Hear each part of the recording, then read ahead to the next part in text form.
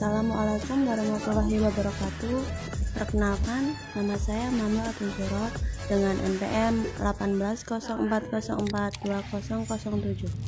Prodi Ekonomi Syariah kelas B semester 5. Mahasiswi YIN Metro Lampung dengan dosen pengampu Ibu Jumarah MESY. Nah, baiklah, di video kali ini saya akan menjelaskan tentang laporan keuangan UMKM. Nah, yang pertama, apa sih yang dimaksud dengan laporan keuangan? Laporan keuangan adalah untuk menyediakan informasi keuangan mengenai suatu badan usaha yang akan dipergunakan oleh pihak-pihak yang berkepentingan sebagai bahan pertimbangan di dalam pengambilan keputusan-keputusan ekonomi. Laporan keuangan adalah berkas berisi pencatatan uang yang berisi segala macam transaksi yang melibatkan uang, baik transaksi pembelian maupun penjualan dan kredit. Penentuannya ditentukan oleh kebijakan perusahaan, apakah dibuat setiap bulan atau setiap 1 tahun sekali. Apakah di dalam perusahaan kita harus mencatat laporan keuangan? Ya, karena catatan atas laporan keuangan mengacu pada informasi tambahan yang membantu menjelaskan bagaimana perusahaan sampai pada angka laporan keuangannya. Catatan ini juga membantu menjelaskan penyimpangan atau tanggapan konsistensi dalam metodologi akun tahun ke tahun.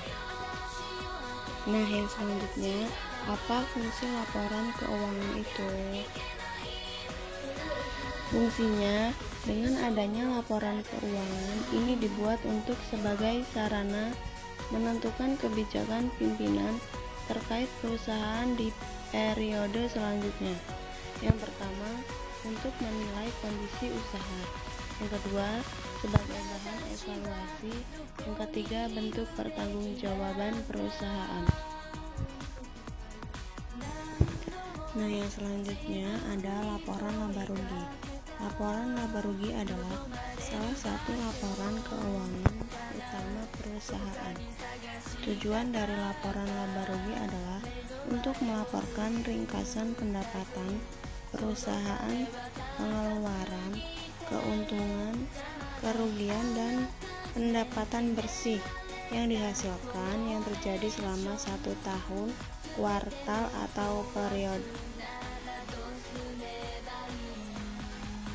Ini adalah contoh gambar laporan laba rugi.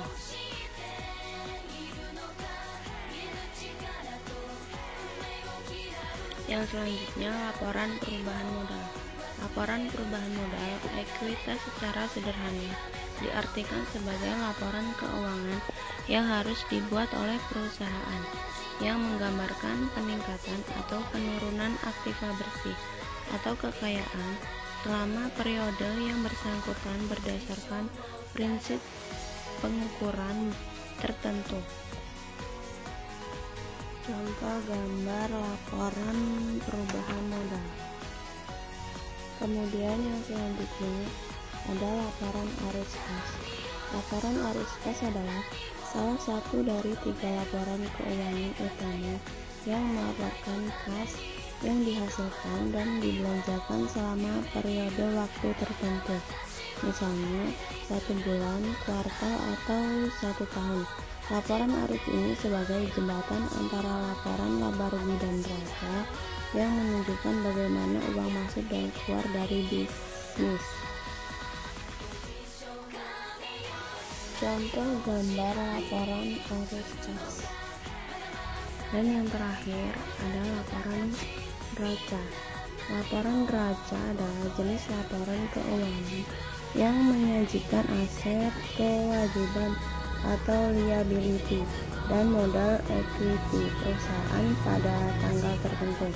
Dari laporan ini kita bisa mengetahui kondisi aset, kewajiban, dan modal perusahaan.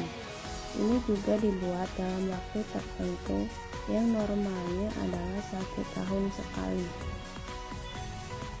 Baiklah, itu saja yang bisa saya jelaskan tentang laporan keuangan UMKM.